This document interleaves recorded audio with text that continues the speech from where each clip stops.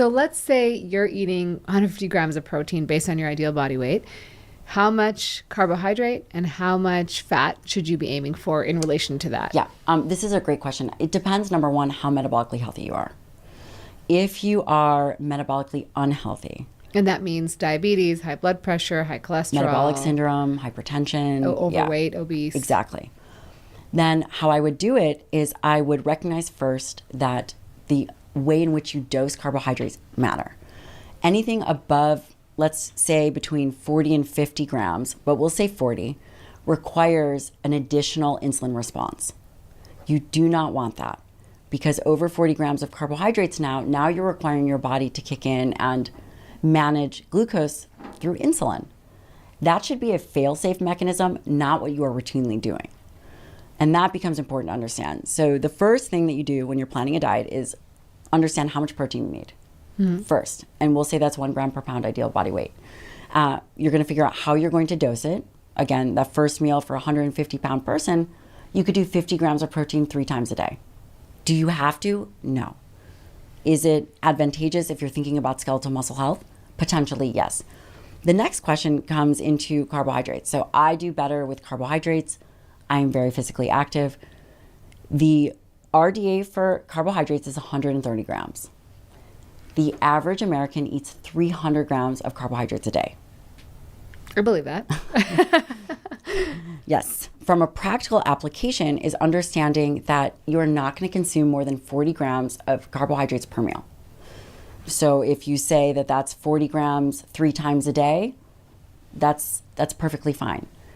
However, I would say if you are metabolically unhealthy, you could certainly make an argument to reduce those carbohydrates. You could also, on the other hand, make an argument if you're very physically active, for every hour of exercise with your heart rate over 120 beats per minute, doing moderate to vigorous activity, you could easily use between 40 and 70 grams of carbohydrates per hour. One would have to recognize that that requires activity. Mm-hmm. Yeah. So you earn your carbohydrates. And then fat, I would say fat falls where fat falls. And I would say for your audience, a lower fat diet can affect testosterone levels. And so for men, I typically don't go below 100 grams of dietary fat. It's very interesting because we talk about diet in terms of percentages, but that's not very helpful. Because again, it all depends on protein intake and understanding that, someone might say, well, your diet is 20% protein. Well, 20% protein on a 2,000 calorie diet is going to be different than 20% protein on a 1,500 calorie diet. Right. So that's how I would do it. Dietary protein first, get that number correct, determine if you're metabolically healthy or unhealthy. Again, the minimum RDA is 130 grams, titrate up or down, and then fat should just fall where it falls. I never go out of my way to add in more fat because the essential fatty acid need is about 4 grams a day. Yeah, so it's pretty low. So in order to determine if someone's metabolically healthy, like say they don't have any of these conditions, should they go get a DEXA scan? And what should they be looking for in numbers on the DEXA scan? The DEXA scan is the best we have right now. A CT or MRI would be more beneficial. But again, how many of our patients are going to go get an MRI to look at muscle mass? Yeah, not many. No. And a CT has a risk associated with, which is radiation. An in-body is helpful, and that's a bioimpedance or a DEXA. Understanding that hydration matters, time of day matters, trying to be consistent. I think that we're a bit too liberal on what we look at for body fat percentage. So if someone is 30% body fat, that's too high. I would say also 25% is likely too high. So consider yourself metabolically unhealthy at those percentages. And yes, but I would say that the evidence, might say, well, 24% would be considered healthy. You really have to look at the individual. I'll give you an example. For me, I am naturally a leaner individual. 24% body fat for me would be very high. Yeah. Well, and South Asians, we have lower targets for waist circumference and for body fat percentage to be metabolically healthy. And so I think you have to know a little bit about your body, but certainly sort of assessing how you feel too. Yes. And here's what I would do from a number perspective. I like to see fasting insulin around 5, which is low. I like to see blood sugar, depends, again, if it's in the 80s or 90s, blood sugar will run a little bit higher if you're eating a high protein diet. And one of the reasons is believed because the red blood cells live longer. So as long as your fasting insulin level is low and your triglycerides under 100 or less, To me, looking at that picture, that's healthy skeletal muscle. And then, of course, being strong. Could someone do an oral glucose tolerance test? Yes. Do you necessarily need to? No. And then I will say that we don't have numbers for optimal skeletal muscle mass. We could look at appendicular skeletal muscle mass index. There's ways to look at frailty. But when it comes to an optimization level, we don't have that. Yeah, we don't have optimization level for a lot of things. Also very true. Like, we really don't. It's also very true. It's probably very individualized to some degree. You know, I mean, maybe protein not so much, but certain things that we don't have optimization levels for, it's because it's going to be individual. Yeah, and I'm actually really glad that you pointed that out, that dietary protein we probably vary less in. Although I will say I think that there's going to be new research coming out about the gut microbiome and certain bugs being able to generate these essential amino acids, which, by the way, that's extraordinary. So it's probably from increased fiber intake, right? I would venture to guess. Yes, fiber and also the bacteria breaking down. Mm-hmm. Crazy. Yeah. I think that we're still new to be able to say, could that mean that an individual will be able to exist on a lower protein diet? I would say probably some people, but it might be 2% of the population. But when it comes to body mass and skeletal muscle mass, it is going to be very individual. You can look at these charts, but again, my body habitus is different than yours, is different than the producers, everybody. And I think that a way to think about it is understanding where your body fat percentage is. I do think people should experiment with trying to go to the lowest body fat percentage they can while still maintaining good hormonal function. Yes, because if you go too low, right, your hormones are going to suffer. Right, and to just try it and see where they're at. Yeah. But clearly we know that increase in body fat percentage increases low-grade inflammation. You might see that in HSCRP, many kind of inflammatory markers, triglycerides. So understanding that healthy skeletal muscle mass, we don't have a target for it yet. But I think now with the increase in better testing, we will.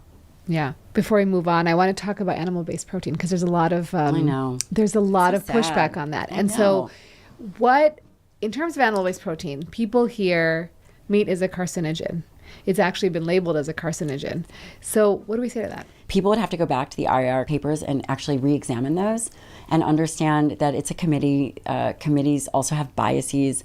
And the papers in which they used, they threw out a ton of randomized control trials. They used a lot of epidemiology.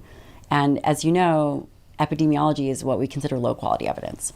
And that all the high-quality evidence that individuals have looked at, if you look at the risk ratio or relative risk, there is not an increase in cancer. It probably depends on the type of animal protein you're intaking. It does, whether it's processed. Again, so that's another good point. So whole foods, we don't see an increase in relative risk of cancer. Processing is a problem. There's some discussion about burning meats. That can certainly be a carcinogen. Mm-hmm, mm-hmm. But understanding that a diet that is higher in high quality protein is not a risk. So outside of being whole foods, what else do you consider high quality protein? Whey protein shakes. Again, because of the amino acid profile, that would be considered high quality proteins. Dairies, egg. But if you were going to think about what would be a high quality protein that is processed and easy, that would be a whey protein shake. A casein based shake, obviously you would need a little bit more, and the digestion of that is a little bit slower. You can also get higher levels of protein on a rice pea blend. Would that be considered high quality protein? Based on the definition, it would not. Again, because the high quality proteins have the amino acid profile very similar to human muscle. And that's what we need. We need these essential amino acids. So if something is low in essential amino acids, by definition, it would be considered a low quality protein. Collagen has a protein score of 0. Yeah, I learned that from you, actually. Yeah. I didn't know that. And because it's very low in these branched chain amino acids and devoid of tryptophan. So that has a protein score of 0. It doesn't mean it's not helpful because, again, it's rich in glycine and proline, other amino acids, which do a number of other things that are highly beneficial. But from a skeletal muscle standpoint, it has no effect. What about taking branched chain amino acids? I think it's a great solution. If you are eating a lower quality diet, then adding in branched chain amino acids could be very beneficial. So for example, if someone is vegan or vegetarian, using a branched chain amino acid with a meal, I do not recommend branched chain amino acids alone, because having branched chain amino acids alone is like putting a key into a car, turning on the ignition, and then trying to press on the gas, but not having any gas in the tank. So in order to put muscle protein synthesis into effect, you need the whole spectrum of amino acids. Could there be a benefit of branched chain amino acids to just have? Certainly, but again, the human was not designed to be, how do I say this? We have a lot of variability and flexibility, but protein should be ingested in discrete meals. Shouldn't be a little bit here and there. But again, skeletal muscle as a nutrient sensing organ that has been maintained over time, it gives us clues on how we should proportion our diet. And then I'm going to kind of lump two myths together. One is that red meat has a lot of saturated fat. And the other one is that in time and time again, studies have shown that red meat correlates. Again, these are probably epidemiological, but there's, people will say, strong evidence that red meat is correlated with multitude of cancers. So, or even cholesterol. I think that's a big one. And I think it becomes really important to point out that these earlier studies didn't differentiate high protein and high fat. So a lot of the data that comes out of red meat being bad for cardiovascular disease didn't account for the fact that it's a robust amount of calories and also a lot of fat. But when you look at low protein, high quality sources, we see a number of metabolic benefits, including improvement in triglycerides, improvement in blood sugar regulation, lower levels of insulin, lower levels of blood pressure. We see time and time again that a high protein diet with a moderate amount of fat has metabolic benefits. So for the audience who doesn't know, what are some good sources outside of the typical chicken and that people can eat that are high quality proteins, moderate amount of fat, not high saturated fat, that people can consume? Yep. And also I do want to finish up with a cancer question, because I know that people are concerned about that. Yeah. So I'm going to finish that, and then I'm going to come back to the sources. When you think about cancer, you have to think, what kind of cancer are we talking about? Are you talking about prostate cancer? Are you talking about breast cancer, uterine cancer, whatever it is, lung cancer? So I think that understanding what kind of cancer we're talking about and understanding what are the actual risks that we know. Smoking and lung cancer, we know. Obesity and cancer, we know. Very clear. Yep. These are clear. There's mechanisms. When people say red meat and cancer, you have to give me a mechanism. What is that mechanism? Well, people would argue it's inflammatory. And I absolutely hear that. My question would be, we actually haven't seen that with high quality studies, high sources of protein that are low in fat and whole foods. We don't see an increase in inflammation. And I think that becomes really important to point out.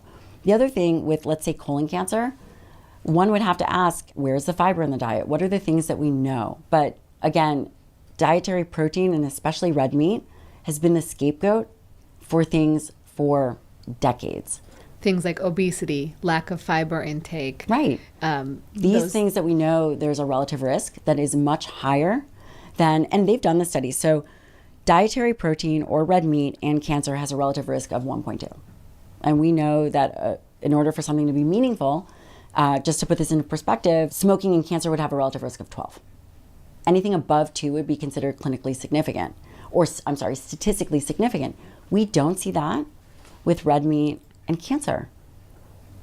So I just think that that's really important to point out, because the conversation is complex. And I think that we all want to age well. And I think that when you think about the big killers, you think about cancer, you think about heart disease, you think about infection, you think about falls, kidney disease. The CDC will list these diseases. But at the core, you will never see muscle mass, a decreased muscle mass on that list, and or obesity on that list. And I think it's just understanding that these big killers all have a metabolic component. And when you go back to the metabolic component, obesity is pathology and skeletal muscle is a solution. So how do we design a diet that is going to help support a lean body mass and prevent a known carcinogen like obesity? I think what's helpful also in terms of why it's so high quality is also the amount you'd have to eat of, let's say, tofu, for example, compared to chicken. Or 6 cups of quinoa to equal 1 small chicken breast. That becomes really important, because we have to think about, so the limiting amino acids are lysine, methionine, and leucine. And leucine is what is necessary for muscle health. Now, each of these amino acids are limiting in different in different areas. So for example, a vegan diet is largely a methionine restricted diet. That could be positive, it could be negative, but understanding when we think about skeletal muscle health, we have to recognize that it is not just the overall protein intake, but it is the individual amino acids. And then one step further is focusing on just protein is very myopic. There are nutrients of need that are declining in the American diet. For example, iron. For example, zinc, selenium, B vitamins. These all ride along with high quality proteins. And this comes back to this idea of what you said, the amount that you would have to consume. So what you're talking about is nutrient density. How do we pick foods as we age? Typically we eat less. How do we pick foods that will allow us to get the most amount of nutrition with the least amount of calories? And that would be very clearly things like whey protein or lean red meats. And I'll also say that you could be vegetarian or vegan and still be healthy. It just takes more effort, just understanding where the deficiencies could possibly be. And also, how are you going to design a diet that supports aging where it's something you don't have to think about? We have to be able to recognize that we live in a dynamic world. And on those nutrient topics, we know that low zinc will cause issues with hormones. That's right. We know that low iron, as you mentioned earlier on our podcast, that low iron is related to female sexual dysfunction or sexual dysfunction in general, probably. And what about pregnancy? What about anemia for young women? I mean, there are all kinds of problems that happen when you eliminate whole food groups. Yeah. Let's give some examples of the lean red meats. Bison is very lean. Venison. I don't know if have you ever heard of Maui Nui? Yeah, I've heard of it. It's amazing. Have you tried it? I haven't tried it yet. Well, if Matthew was paying attention, he would have sent us a lot more Maui Nui. I'm not talking about you, but Maui Nui venison is amazing, regenerative. But lean and certified Piedmontese, if you've never had that, I'd love to send some to you. These are amazing sources of lean red meats, which are incredibly valuable and also valuable for children. That's an example. Any kind of fish, I mean, aside from some of the fatty fish, lean source of protein. Eggs have about 6 grams of fat per egg. So if you were having 5 or 6 eggs, that would not be considered a lean source. But dairy, low fat, Greek yogurt. I love Greek yogurt. Is incredible. Yeah. I should have offered that to you for lunch or breakfast. But those are all sources. And there's one more thing also to mention is this has taken a very long time to die, is this idea that dietary cholesterol increases overall blood cholesterol. They took cholesterol guidelines, or they took cholesterol recommendations out of the dietary guidelines in 2015. So when 2015, so guys, when someone that was not that long cut ago. cut back your red meat to reduce your blood level of cholesterol, that was taken out of the guidelines. I will also mention that shrimp has higher amounts of cholesterol. So there's the body tends to make a certain amount of cholesterol, and